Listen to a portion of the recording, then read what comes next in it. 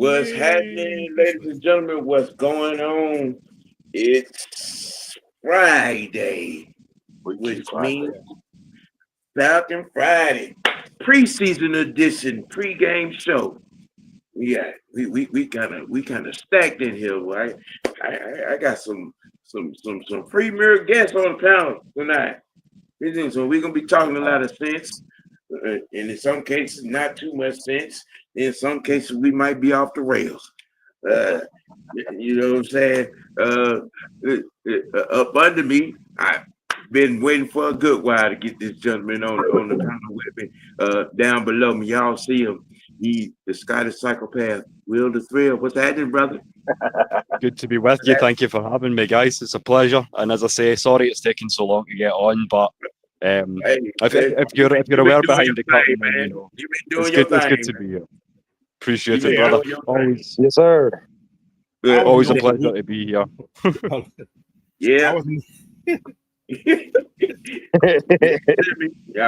see that guy, Coach Unchained? Well, I want that Will. No, I was known as Will the Thrill for another reason. So I'm just saying. You know what, Coach? I'm just saying. Well, you know what? Freaky Friday. You know what, Coach? If the ladies are listening, then we do have that in common. I'll say that much, and we'll tie out there. Coach said he was the original bus down. Hey. Hell yeah, man. You lead by example. I'm just following. Hey, big head. 200 pounds, 30 years younger. Oh, man. Yeah. Over there on the other side of the coast, y'all know him. What's going on, y'all? Yes. It's Falcon Friday. It's game day, baby. Let's go. Down below the franchise, some people know him as the Joker. Some people know him as Wandrell. We know him as the tactician. He's the nicest one online. What's good, people? Yeah. Pregame. We got these Cowboys tonight. We're gonna be getting into what to watch for. You know what I'm saying? Position battles for us and them, and all we know. You know, and we're gonna, have a little O-line discussion. You know, talk about a few things of that nature. Just to open it up. You know, my starting thoughts. You people that have so many expectations, and so many beliefs about our coach. Well, you're mad at us for giving him his flowers when he does something right. You're mad at us when we on his head. You know, some of y'all need some therapy. Jesus. And a little of that too. Uh-huh. And a little of that too. I mean, you know what I'm saying? Yeah, we was on his head last year for the stupid things that he did. You know what I'm saying? And mismanaging and all of that there. All of that. Okay. He's coming to this year and so far, and he's doing what a head coach is supposed to do. He's organizing, managing, making right decisions, you know what I'm saying, with certain personnel, dealing with injuries and whatnot, and you know, keeping the ones, you know, good and sweaty and working it out, you know what I'm saying, in practice, in joint scrimmages, you know what I'm saying? Y'all out here cliff diving off about, you know what I'm saying, the ones not playing in preseason, man. Go play in traffic. Go play in traffic, man. You know what I'm saying? We trying to get to week one with, you know, our stars intact, our key guys intact. You know what I'm saying? I mean, and you know he's managing 5 injuries right now. 5. We got 5 guys, and I ain't talking about burgers. We got 5 guys with injuries. You know, so I mean, you ain't gonna please everybody. You know what I mean? It is what it is, especially with this fan base. Now, there's been a whole lot of talk about our O-line, but that was a statement made about one of our O-linemen that I found kind of distressing. It was said that Bergeron has not learned or mastered the left guard spot. No. Yeah. Somebody. Well, I ain't gonna say somebody. You know what I'm saying. The Loretta Devine with a beard. Posted it on X. You know what I'm saying. In the trending conjuncture of being upset with, Ted Frontenot, and position depth on the team, and he made the statement, about our O-line depth and being worried because Matthew Bergeron has not mastered the left guard spot. That is very concerning. I mean, correct me if I'm wrong. Isn't Matthew Bergeron the top 15, top 10 left guard in this league? For sure. Yeah. Ain't there somebody that want to say something about that, Sam? There's somebody that might want to say something about that. You guys don't want to be my friend. You blocked me.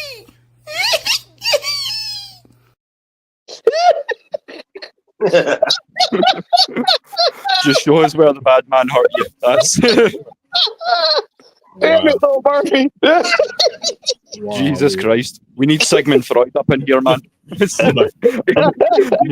saying the chat needs some help, but you know what? If we are leading, we're leading them into a dark place, man. You know what? You know what I find funny about that statement is how, and I've said this before, how you people manage to sit at home and watch TV and just watch the color of the jerseys and don't see the game. I don't understand. I think that we have one of the four best left and right guard tandems in the NFL. That's just mine. Yes. Okay. You know what? I got a question for everybody. Okay, and feel free to answer. If Bergeron didn't do or live up to his quote unquote position, how did Kirk Cousins stay upright for so long? Yep, that's true. And I'm going to answer it by referring back to our show last night. We were talking about some of the things that we could possibly do in terms of bringing in maybe a Wanya Morris or a Jedrick Wills, or do we put Bergeron out to right tackle because he's played left and right tackle at the college level? My answer would be don't move Bergeron because we've got a new starting centre in Nuzul, and we're facing Vita Vea and Kancey in week 1. 15 combined sacks from the interior D-line last season, so I'm not fucking about with the guys that are solidified, and he's proven that on the left side in Nuzul we need him. So to be talking like that, then the guy's got to be a consistent left guard. So miss me with that one for my money. Well, see, the problem is this is what people don't understand, and I've said it to a lot of these consummate goofballs. This is not the 2024 Falcons where we got a stationary Kirk Cousins and the same setup of weapons. Number one, you have a mobile quarterback that will throw to anybody. Okay, that means that he will hit everybody on the roster if they're on the field. He's not gunshot. Also means he can roll out. That means that, guess what? The O-linemen don't have to block that long. He gets the ball out in less than 2.1 seconds.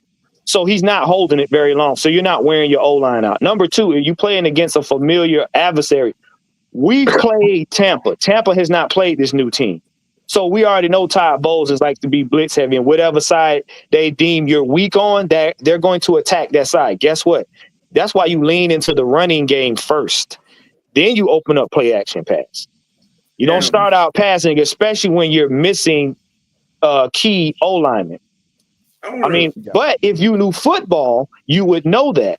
And then to blatantly sit up here and say that one of the old linemen that have done a stellar job because Kirk Cousins didn't take that many sacks last season lets me know that you basically just don't like the moves that the team has made against your opinion. So you're looking for any fault in the team as to not being where they're supposed to be per the media, again, which gives you your takes. Well, let's unpack a little context about Bergeron. Before you do, Mr. White, just to back up off this, what Ant said there, you really do need to do your homework on this one, because if you want to talk about culture, and we keep coming back to it, one of the pieces of the culture I want to instill is we don't give a fuck if there's a piece missing at right tackle. We're going to run the football because we've got fucking Bijan Robinson and we've got Tyler Algier. If you can stop those guys, then we'll pass the ball. But we ain't scared about missing one lineman, and that's what we need to let the defense know as well, in my opinion. Yeah. Thank you. When we drafted Bergeron, we initially drafted Bergeron as Jake's backup plan. Bingo. And then, and as good as he was, they dropped him in there at left guard, and he took to it like a baby on a titty milk. Took the fuck off. I mean, I've very seldom seen Matthew Bergeron make a mistake or make a bad, move at that spot. Right. You know what I'm saying? Now, if we're trying to understand or do or work out a backup plan over there at that right tackle spot. And they got Elijah Wilkinson in there right now. Now, Coach, you got somewhat of a small. We had started discussing it before we came on. You got somewhat of a small list of possibilities that are in free agency. If Terry decides to go that route. I hope you don't. But anyway, I'll give them to you. There's a couple guys out there that tackles. How good they are. I'm not gonna tell you that because I don't know. But you got, for instance, like I said, Sam, the top guy they had was Isaiah Wynn. He didn't look too great last year. But coming back home, maybe have a resurgence of injury or whatever. He's a Georgia kid. So okay. Who else we got in there? I got several people in there. This guy named Nicholas Pettit-Ferre, played with the Titans last year. Oh yeah, Petit Frere. He's not bad. He's not bad. Yeah, that's the name. Y'all. How you pronounce that? But yeah, he's a free agent right now. He don't have a team right now. I could see it. He had 56.8 of the snaps last year. So he played a lot last year, and he's young. Nice. So he's a right tackle. So that's a positive part right there. He had snaps last year. Who else we had? The Raven Clark. He didn't have no snaps with the Eagles last year. He's an older guy. He's 32. So age is just a number. Sometimes he's playing football, especially on the O-line. Chris Hubbard played with the Giants last year. He played some last year. He's 34. He's a little older. Jack Driscoll. Yeah. Played with the Eagles. He was with the Eagles last year. Both these guys were with the Eagles last year. Both free agents. Driscoll, he kind of sort of injury prone. Yeah, that's his problem. Yeah. Quinn Bailey with the Broncos last year. He didn't play none at all, but. And I can see why you're shouting out the Eagles coach, because talking about coming from a consistent coach, that's why I shouted out Wanya Morris, because he's just come from the Chiefs with Andy Reid, a Super Bowl offense. So Andy's still a young kid as well. I think he's only 25, 26. So you got to trade for him. Yeah, but I don't think he's gonna. I don't see his costing us more than maybe a sixth. And I mean, in terms of cap space, he's maybe 4.5, 5 mil. So, I mean, if we want to get a serviceable tackle for not too much capital, I think true. that's maybe the best way to do it. But the only knock on that cat right there, he's very penalty prone.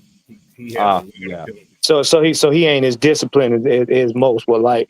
He has a lot of penalties. Yeah. And that's the issue I've been making with Jack Nelson is I feel like he could be that guy, but he needs to clean up the discipline a little bit and get more used to the speed of the game at the pro level. You know what I'm saying? Yeah. I mean, and people are making a big deal about, you know what I'm saying, his now 3 penalties in 2 games.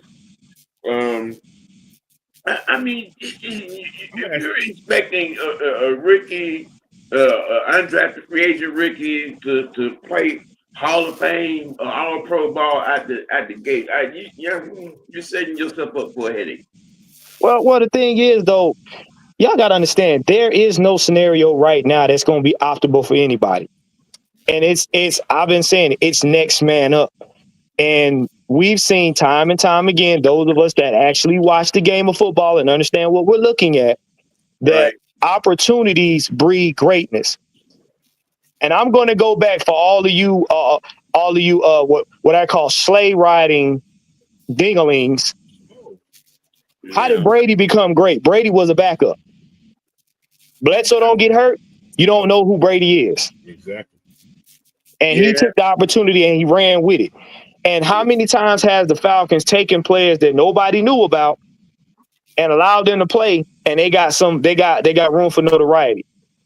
Here's the biggest problem with y'all. Y'all don't understand the word develop. Y'all understand the word turnstile. If somebody don't work out, we just go out and get somebody else. But y'all claim that the Falcons need to learn how to develop players. Well, guess what? This is what development is about.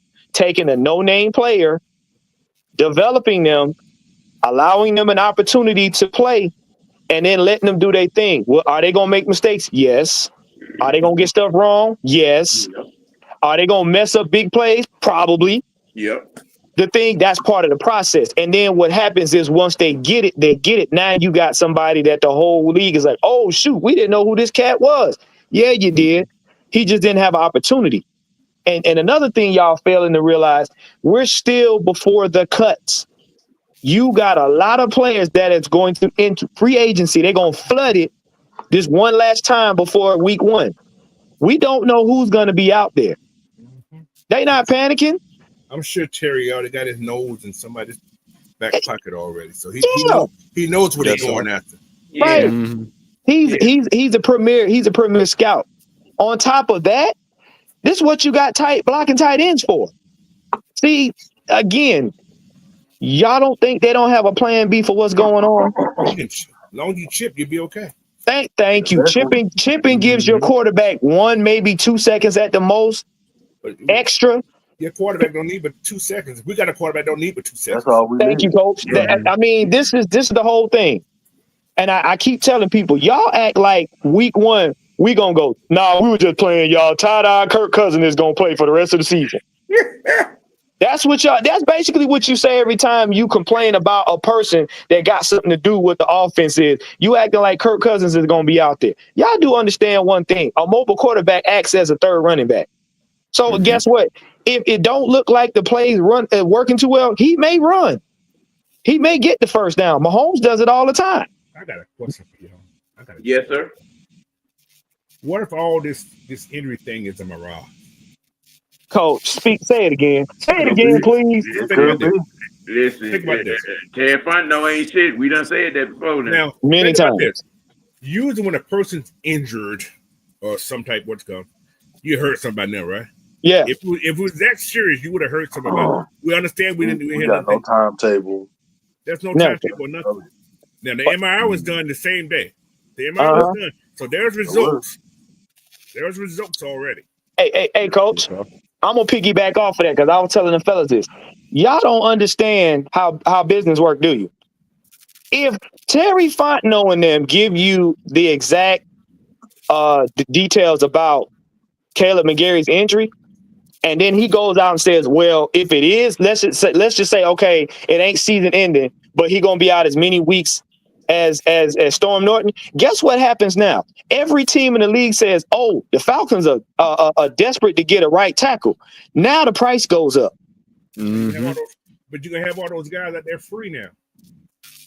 Yeah.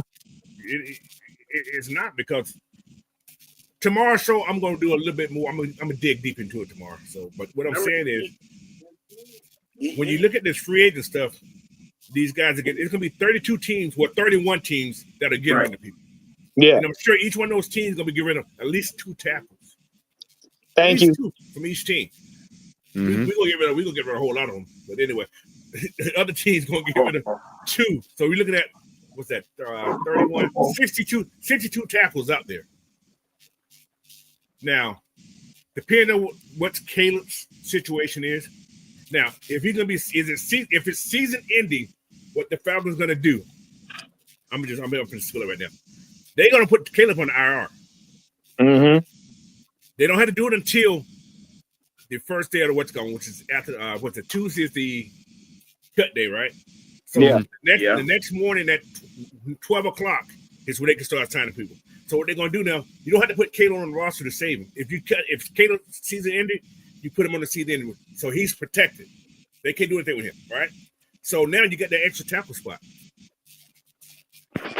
So they can do some maneuvering now.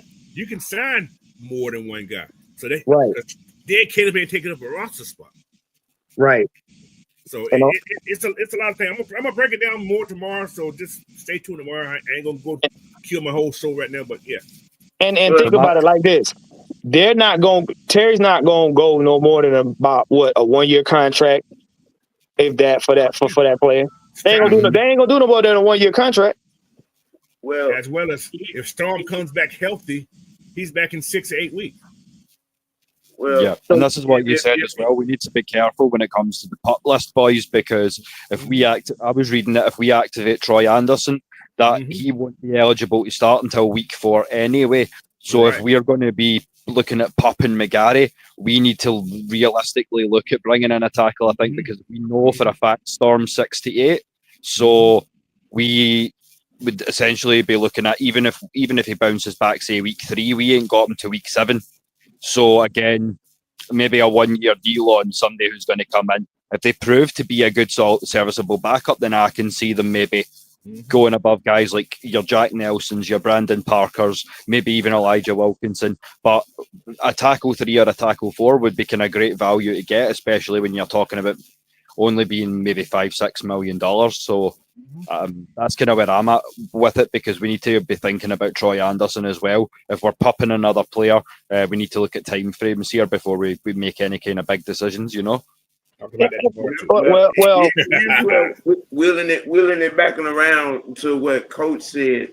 Now, when Mooney went down, we signed a receiver. Right. When let me see, when Clark and Kobe got hurt, we went out and signed CJ Henderson. Right. Okay. We got the word on Storm. All right, so we was already set right there. When McGarry goes down, we do nothing. So I think it might be something to what Coach saying. Yeah, and then look at it this way: we're not the only team going through this. Oh, yeah. Our own opponents that we're facing week 1 got key players missing. They got 3 key players. A third of the league, these teams have key players missing. You got some teams that's now flipping the quarterback because their quarterbacks aren't working out right. So we're not in dire straits to where we're facing a league of completely total teams that's just ready to just, run them up. Everybody's going through the same thing. That's why I said you want to showcase your players that are new to the team so we can see what they can do long enough so that your team can get to the finish line week 1 at least at 98%. We're at 98%. We're at 98%. You got about 5, Sam said about 5 injuries. That's about 98%. Because think about it, even if you get to week 1 at 100%, guess what? Them first 3 weeks, are still like preseason in the fact that somebody's gonna get hurt because you ain't been playing for a long time. So you got to mitigate injuries. And to be honest, I would rather they came back after the bye week because we have a really early bye this year too. The bye's week 5 for us, so then we've got 14 games where we are just running straight.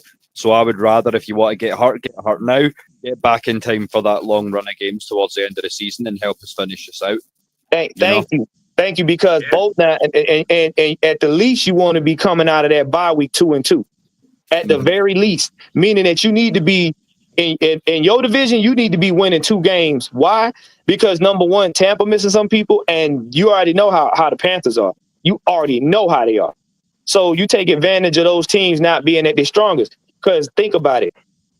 For some reason, the closer you get to the playoffs, the more the teams become solidified. And if you're running against a team that begins to get hot near the end of the season, that's where you have problems. So like Will said, you want to get your injuries out the way now. Thanks. Well, as far as the topic goes, I just issue, the same advice I always issue. Don't hit sin. Just don't. I mean, to say that out loud about Matthew Bergeron, okay. You know what, though? This would have made sense. It could have made sense if we had a for sure guy who can play that guard. We don't have nobody who can play the guard. No, right. We don't. Right. Yeah. I mean, who's the backup? Hinton? I'm not convinced. Yeah, I'm not convinced. Exactly. Now, I mean, that's why. However, you know me, I'm going to flip it a little bit. Wilson does not. He plays a better guard. He does tackle. I was just thinking that, Coach. And he done well last year when he did play guard. So it could happen, but I doubt they would change him up in the middle like this late in the game. Right. If he was out there doing I the whole, could see that happening if it was season ending. Right. But you don't know that. Yeah. As well as if he was working at it doing the whole off season and the OTAs and everything, it could be maneuvered. I got this one. Quentin, the reason why we're not playing our starters is because of what Raheem said. Everybody looks at it as the Falcons had a slow start, but we ended up 6-3. So based on that, and we've done it multiple times, there's more of a likely chance that we may be able to do it this season. The thing is, when we came out 6-3, we weren't 100% either. We weren't, because you got to think about it. There wasn't a whole bunch of injuries on the O-line, and there wasn't a whole bunch of injuries on as far as the weapons go, but our quarterback had injuries. He had nagging injuries. He just come off of Achilles tear. So when there's not a lot of quarterbacks on your team and there's more offensive line and weapons, he became the 98%. Mm-hmm.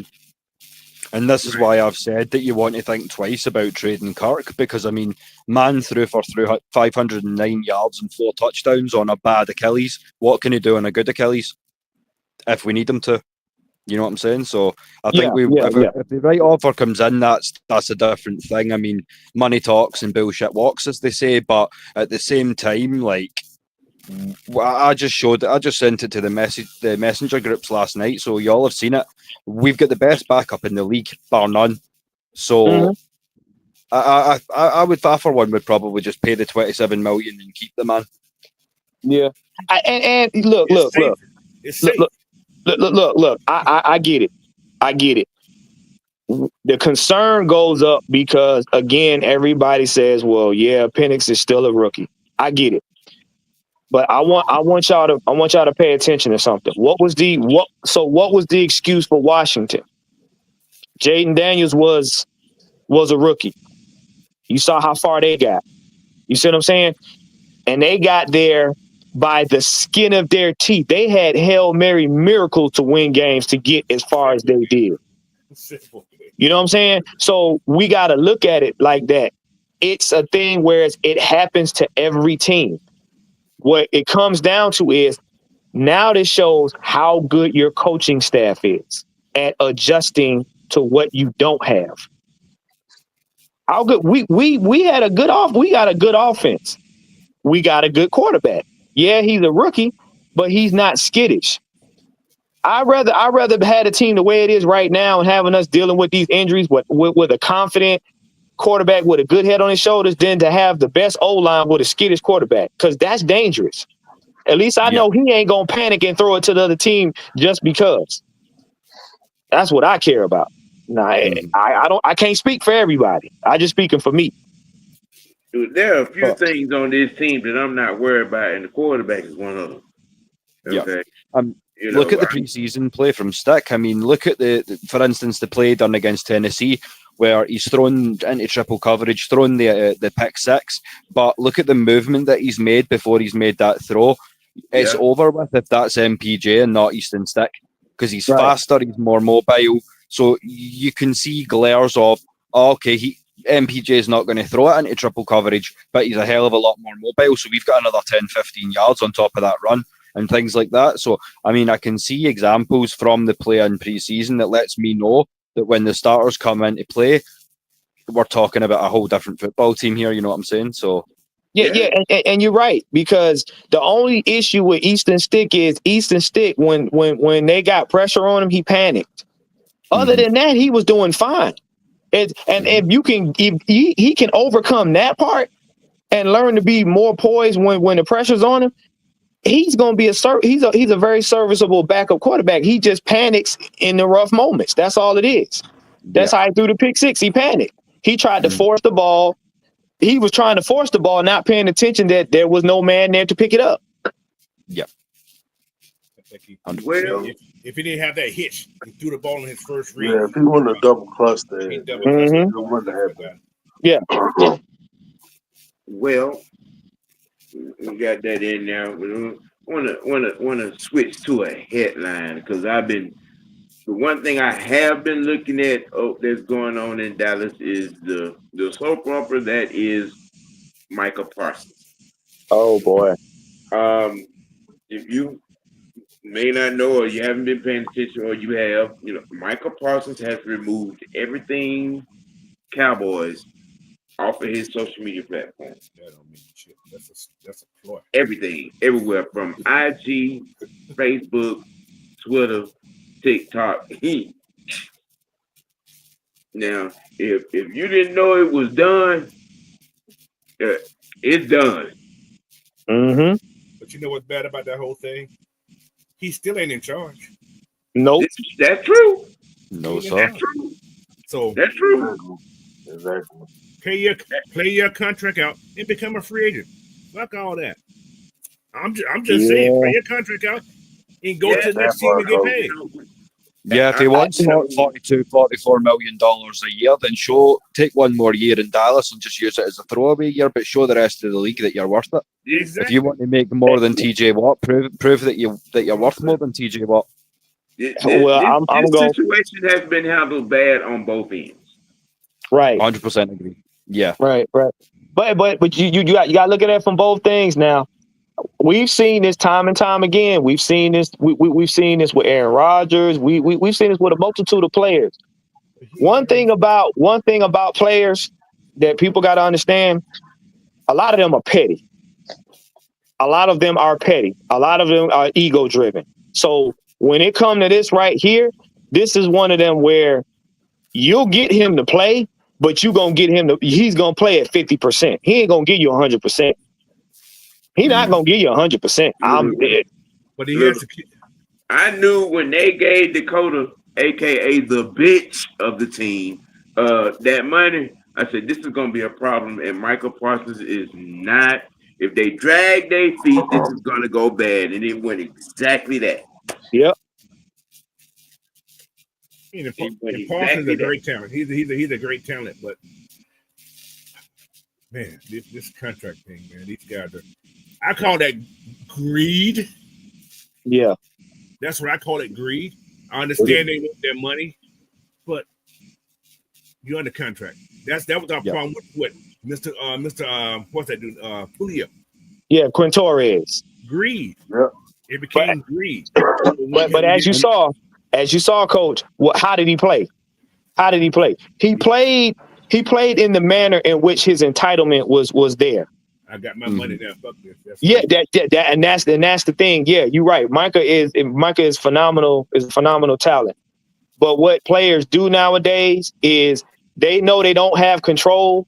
They know they under contract, so they only gonna give you. They gonna scale back what they gonna do, because why? They looking at it like this. Okay, if I give 100%, get hurt, I'm screwed.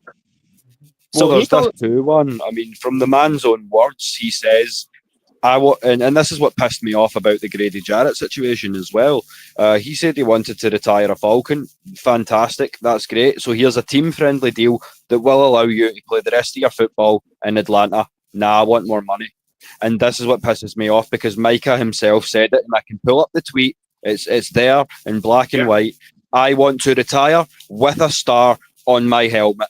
So why not get the deal done and take your 38 or 39 million and play fucking football? That's my question. Mm-hmm. Right. And there you go. And you just said it, Will. His ego is tied to it. You want to retire a Dallas Cowboy, but you're not thinking longevity. You're thinking about how you feel, how people are making you look right now. So you playing off your emotions. So you like, you know what? All right, bet I'm gonna do the bare minimum. Well, and I know probably what the reaction gonna be, but I mean, you sitting over there and you see Jerry and Dakota, 245 million, knowing he don't deserve that shit. Mm-hmm. And then they come to you, dragging their feet. And then the man goes on TV and says what he says. This is a bad situation. Mm-hmm. Yeah. But Jerry knows it too. I feel like Dallas is almost like Cincinnati. I mean, they're so tied up in the Dak contract, and look at the Bengals. I mean, they're paying Joe Burrow, T. Higgins, and Jamar Chase so much crazy money. That's three guys that are worth probably about 320 mil between the three of them. So exactly, yeah.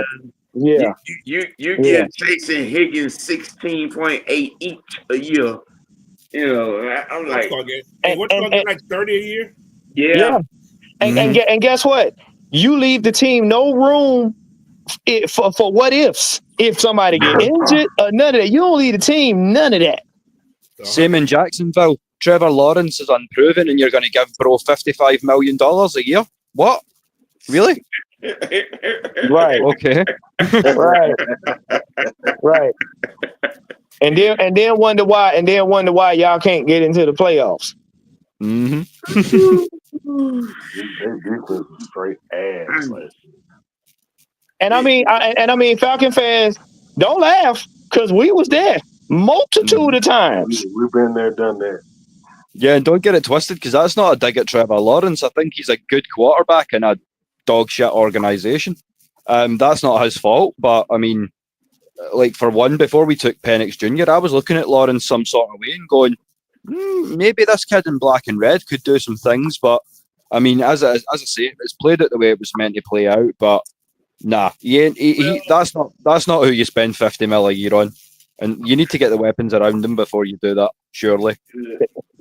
I was out on Sunshine, in his sophomore year at Clemson. Okay, and everybody was riding his jock, and I'm like, no, that run game and defense won that national championship. Listen. That's fair.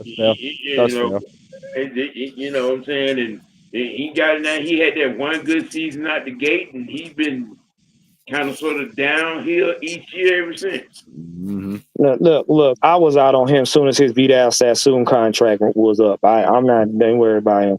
I'm not. You have got to let that go. I'm sorry.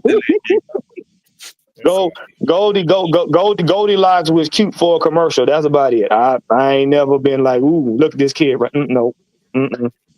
Yeah, he looked just fine in a L'Oreal advert, swishing them locks. But when he pulls Right. when he pulls on a helmet, then It's time to play for real.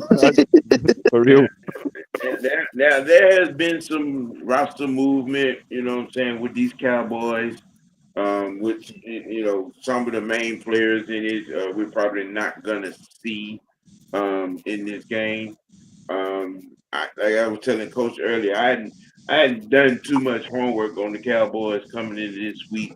With you know me and the ongoing fight with the Baltimore Ravens community. In this game, what do we got going on? You know what I'm saying, on the Cowboys side, and anybody can start as far as their position battles and who's trying to make the team, who's probably out, and who we might gonna see, if anybody have that information, because I don't. I think I get a lot of it sort of secondhand because my mum's a Dallas Cowboys fan.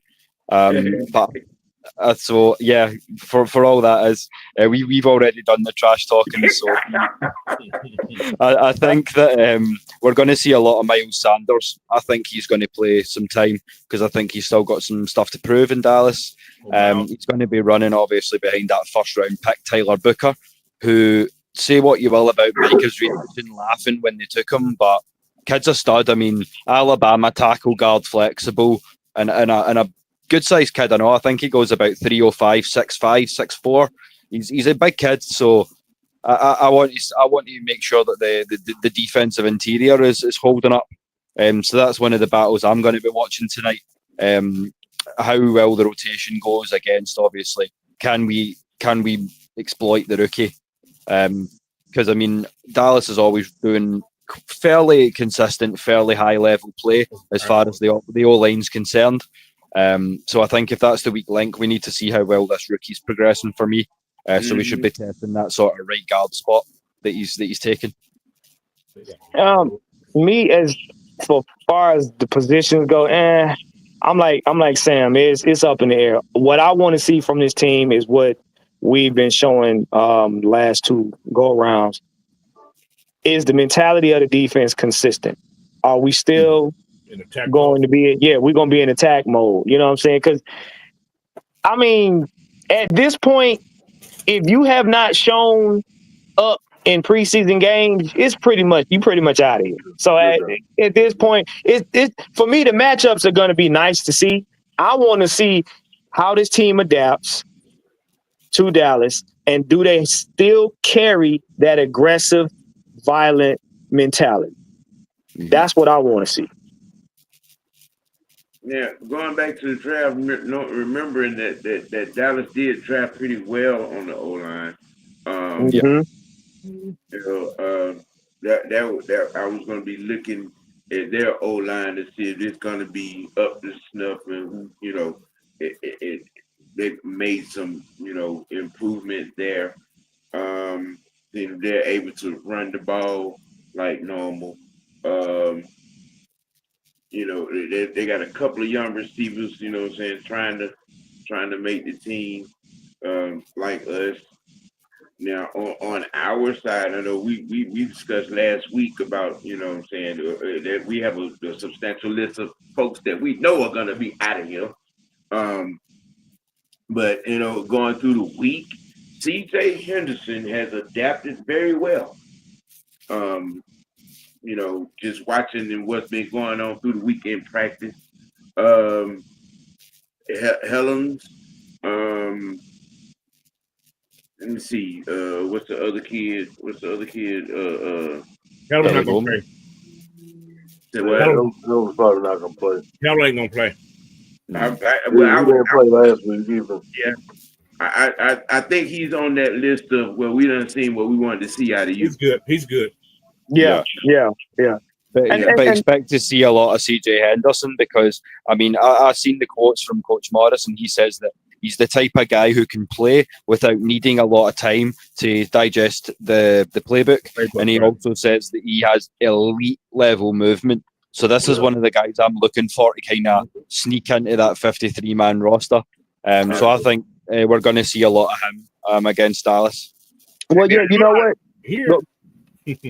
But you know what? With somebody like C.J. Henderson, like I said before, a lot of guys, when you get guys like that, they just got to learn the terms. That's just got to get familiar with the terms. They don't have to know the playbook because anybody that can play that's familiar with the West Coast offense, you know what I'm saying? Anybody that's familiar with, the kind of defense we got, at that point in time, you're just learning the terms. That's it. Now, can Chris Blair get another touchdown the third week in a row? It's possible. It's very possible. Mm-hmm. It's very DiNucci. Yeah, DiNucci.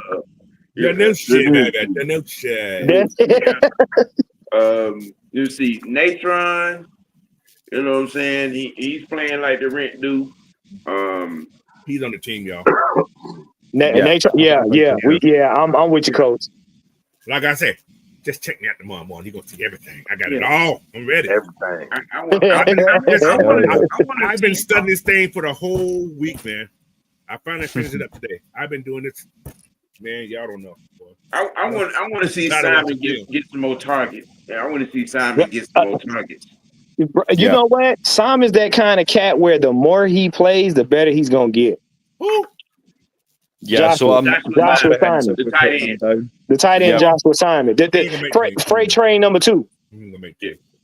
And I'm worried because we practice squad him and keep Cotoriano, but I think for the style of football we're trying to play, I would almost rather keep Simon than I would Tegan. Not that Tegan's not played, not that he's played badly, but he's a better blocker. Yeah, that's why he'll be on the team. So and see, since we got the situation, Tegan, they'll probably have him in because you got to think about it.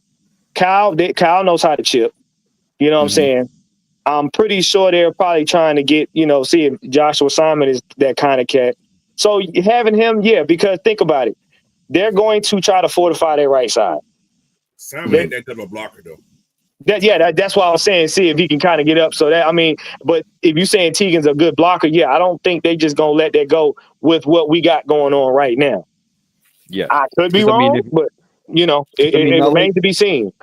I like position groups that can do a lot, but at the same time still complement each other. And that's why I like the fact we've got, I know he's made some damn good catches. We've seen it in homegrown, but, as in terms of archetype, you would call Charlie Werner a blocking tight end too. But again, it's sneaky because he's got those hands that y'all don't know about, but they're there. Listen, but I'll be watching for Braylon Trice to get a good sweat. He may not play that much today. He probably won't play that much today. I don't think. He's not. You don't think he's gonna get more time than what he got last week? I don't think they're gonna give him that much time. Khalid Kareem gonna get more snaps. He'll be back today. He will be back today. Yeah. Okay. Let me see. Jalen Walker might get some. Plus, they just brought Ronnie Parker in too, guys. So they're gonna probably play him a lot today too. Ronnie Parker.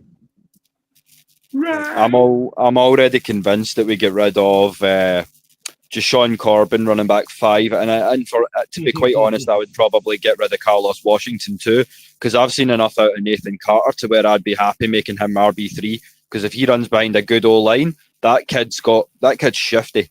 He can run. Yeah, he can. He can run. But see, and that's what you're going to see from this O-line. That's why I say you want to start out with the running game.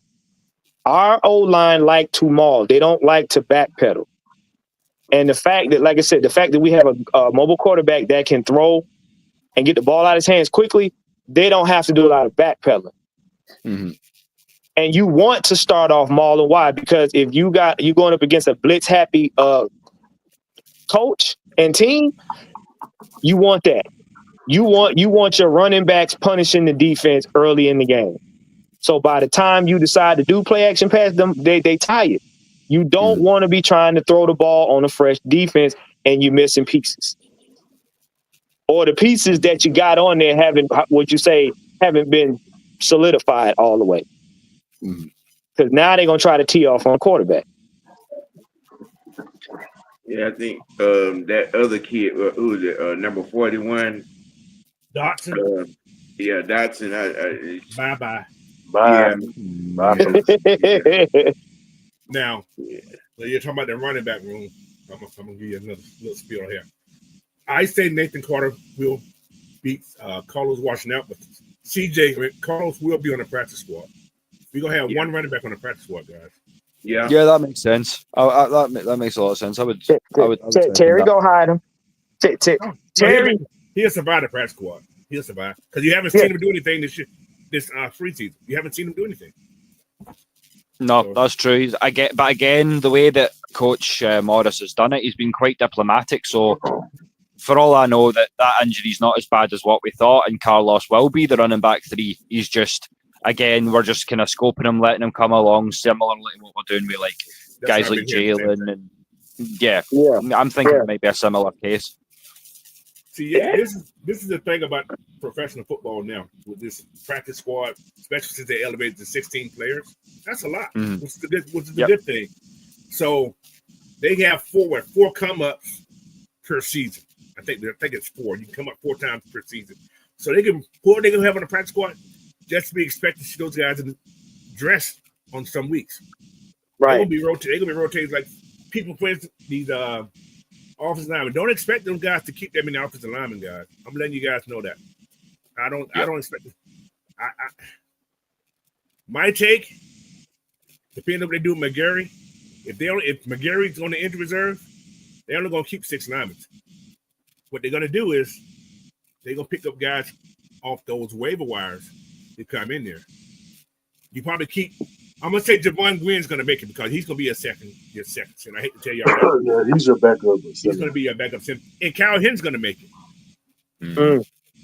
So I would seriously consider giving Jake Hansen some time because I'm not convinced by Javon Gwynn. I think Jake Hansen can take that centre 2 spot. If we give him a little bit of time tonight to solidify himself, I think maybe. They've been giving Josh Gray because I ain't seen Hansen snap at all this year.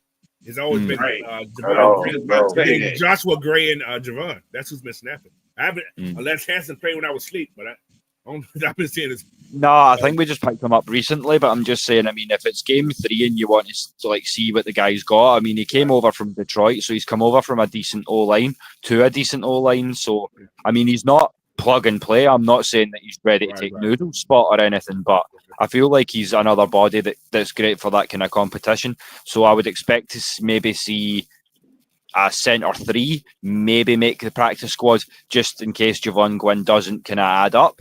But yeah, so I could see maybe practice squad for a Jake Hansen. But again, it all depends on who we see leading the line tonight. Well, yeah, and you got to think about it. The defense gets more of a rotation in offensive line. So for the most part, a lot of them guys play most of the game, unless it's either you see them really tired.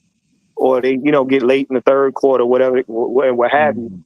Defense got more of a rotation. So, yeah, you're going to see a lot of these guys like that. They're going to be in the back anyway. Yeah. I got this name for y'all for offensive tackle, right tackle. He plays with Dallas right now. All right? I think he's going to get cut. La'el Collins. Oh. I like what you're saying. Yeah. I like that. Could happen. He's gonna get cut. He's getting cut. I think they're gonna cut him. He's way down in the depth chart. Yeah. So would that be a valuable pickup for right tackle? Yeah. Yeah, I could see it. He's a big old boy and he can move. Yeah, he's a boy. He can move exactly. He smoked a little weed, but he can. Well, we'll put it this way. He didn't do it in a gas mask because if he didn't, then at least he's 1 point above Laramie Tunsil then. So yeah, exactly. So, but other than that, yeah, I was thinking about that when I was in the Dallas roster. I said, "Damn, he's with the depth chart. That's a chance he's going to get cut." I think I'll take a flyer on that. Try to get him in Atlanta. Oh man, yeah. That's the thing. To all the guys that are saying, we don't have any options at tackle, it's like, really? Lyle Collins, Wanya Morris, Jedrick Wills, did none of those names even appeal like to Morris you? a lot. I do like Morris a lot. If we can get Morris, man, that'd be freaking great. Right. Yeah, like I mean, there are a few names, and if we can't get Morris and we can't get Collins, then I wouldn't be mad at a Jedrick Wills. I think if he can get the scheme down, I feel like he could be a really good addition. But it's the discipline again that he's not the cleanest tackle. He'll fight you. Yeah. Yeah. You 10 yards. You put your 10 yards. Hell yeah. In that receiver room, my Blair and Drummond to me have stood out. A lot of people has been mentioning that Seals kid. Yeah. Let me see. I mean, we got Nick Nash too. I want to see some more from him because I really hadn't seen enough. Have not seen enough of Nash. I mean, everybody's been a lot of people have been saying that he's been doing this, that, and the third in practice. But in these 2 games, I just haven't seen enough. But that damn Eastern Michigan kid Drummond has been playing like the rent dude. Mm-hmm. Okay. And again, Chris Blair has a touchdown in each of the first 2 preseason games. He had it last year too. You know, and that TD in the Tennessee game was nice, and kudos to Easton Stick because that was a hell of a throw. It was beautiful throw. Yeah. That's why I said Easton Stick is a great backup if he don't pay. He's a ball. And if you guys paid attention to it, it was off the same throw that he got that pick six off of. Yep. Mm-hmm. Yeah. Now think about this. Well, I ain't gonna say he should have do that, but I wondered what he's supposed to do a stop and go on that play too. But he did pump like it's supposed to be that. You know what I think so. Maybe I think he went off and said to Coach Morris, "Yeah, that's what I meant to do earlier," and he's like, "Okay." It's gonna be interesting, man. What you're gonna have is a team. We're gonna have a team full of disciplined delinquents. I'm telling you right now, we're gonna have disciplined delinquents because some of the stuff these cats be doing, you be like, oh yeah, I can see right now. You're gonna enjoy getting penalties. This is gonna be your thing. Yeah, I can see us getting a fine every week. Wow. I'm telling you. Don't say that. I can see us getting a fine every week. No. Don't do that. See, listen, as long as they're from different players, so you get 2 fines, 2 unsworthwise fines, you can be suspended for a game. So we don't need right. Make sure from different people. Yeah, you know, we don't need no Draymond Greens. No. A defensive back 1 week, a linebacker the next exactly. week, and a lineman the next, and then start the rotation over. You can't get one for special teams too. You know, you decide you just want to knock somebody out while you running the ball back. 18 different players. I don't mind 18 different players. As long as it don't cost us the game, I'm good. We're talking about our own bounty gate situation here. Only we're not going out for concussions. We're just going to punch you in the mouth. I can see where Helen said somebody come across the middle. I can see it already. Now, who up front is looking like they're not going to be here on the defensive side? Yeah. Simon Barrow. Well, yeah. Oh, yeah. And for some reason, because of numbers, I'm looking at numbers now. How they trying to break all this stuff down. LaCale London.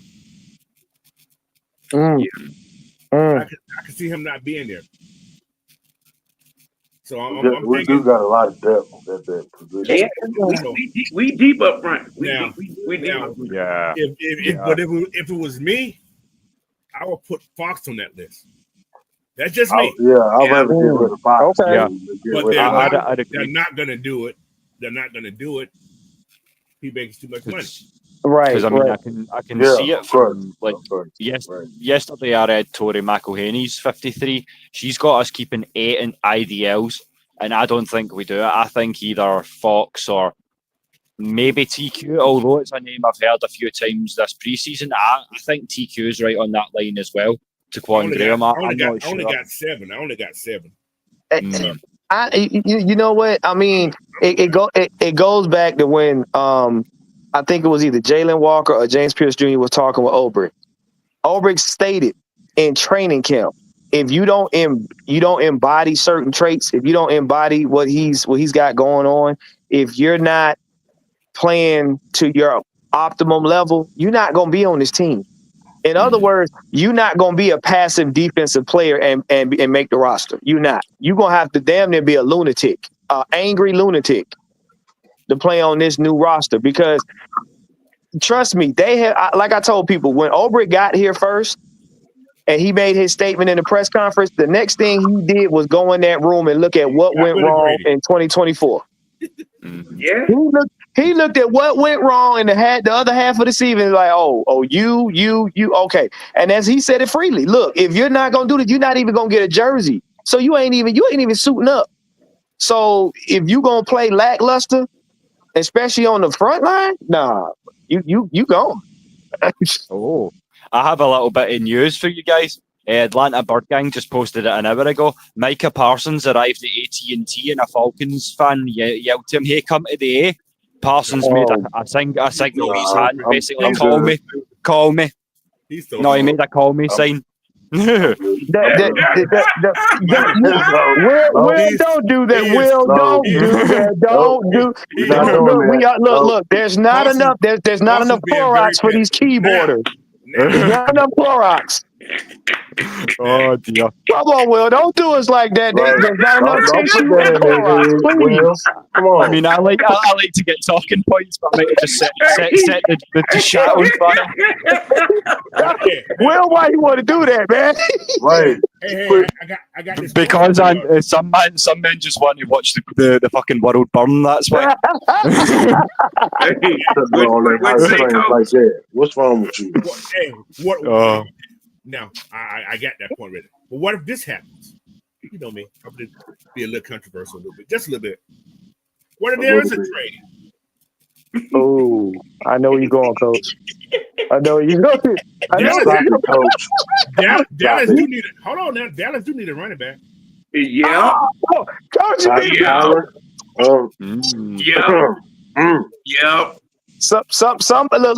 Somebody somewhere spilled their liquor. Parsons would be very petty and take a cut to come here for Yeah. He would be petty. Yeah, I told you it'd be petty now. There is no secret. Everybody knows that Jerry Jones and Arthur Blank do not like each other. Parsons has to be petty and take a goddamn pay cut and come play. Bruh, just so, and look, and I keep saying this. What if? And I said this to the guys. What if the Falcons, with all this foolishness we got going on with the injuries, what if we come out and start running through teams? Can you imagine the look on the face of everybody? That would be the joke of all jokes. You mean to tell me they're playing this well and they're missing this, and this? Yeah. If fuck you was a picture, goddamn Michael Parsons in a Falcon uniform, jersey, yes, yeah, he would. But hey, I'm telling you right now, y'all. If that was to go down, there's not enough Clorox to clean off keyboards. That's all I'm gonna say about that. There's not enough. There's not enough. It's not. Where your rags at? That's it, right. Turn it over. There's going to be a shortage on Kleenex. hey, you ain't talking about the Lysol wipes?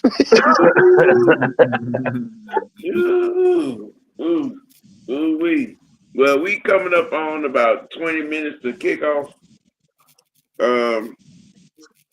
I guess we could run around our final takes, you know what I'm saying, for the closeout. Coach, you doing a after game? Okay, you doing a post game. There will be a halftime show, ladies and gentlemen. So the senator said there will be one. We're on it.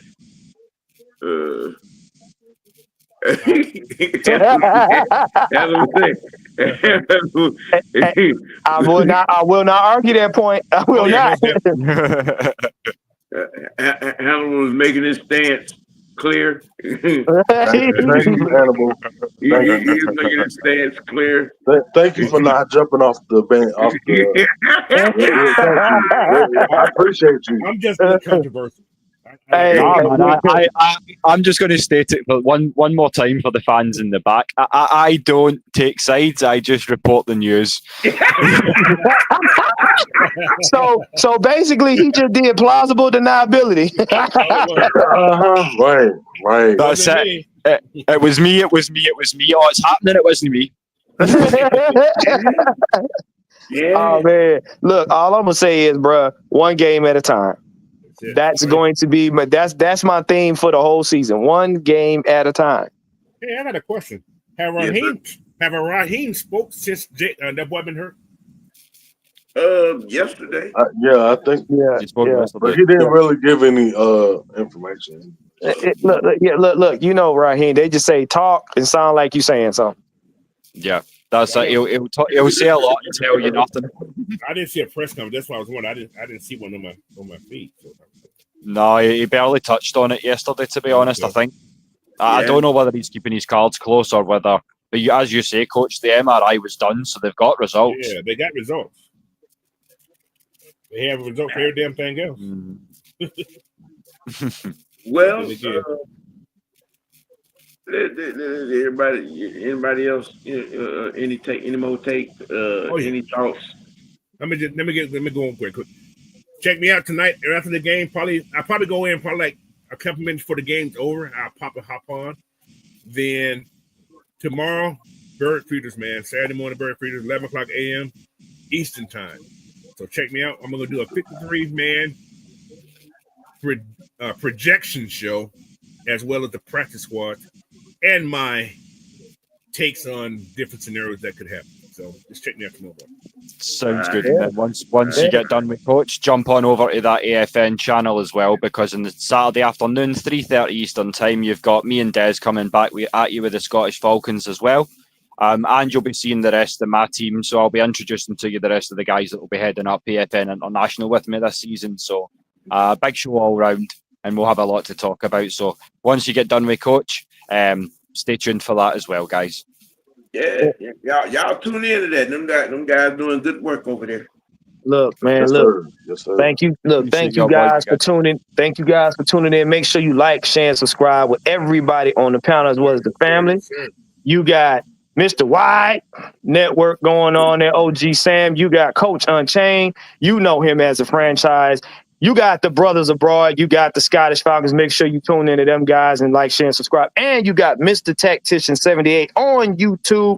I'll be sitting up there irritating you guys with my shorts. Literally. By the way, my daughter rather listen to your podcast than mine because she likes your accent. So Oh. I was like, God damn, you listen to mine? She said, he sounds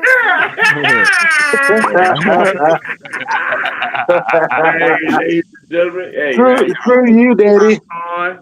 Get your notebooks, you know what I'm saying, and tune in and check them out. You know what I'm saying, and you'll be able to, know who's going to be on, first cuts and getting ready for week one coming into through the weekend. Hey, man, look, you got to keep it A.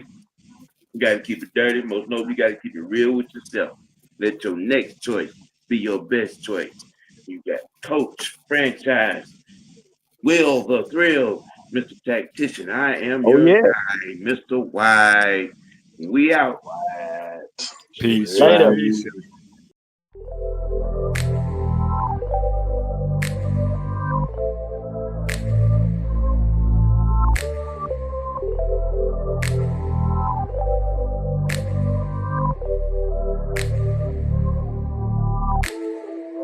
Thank you.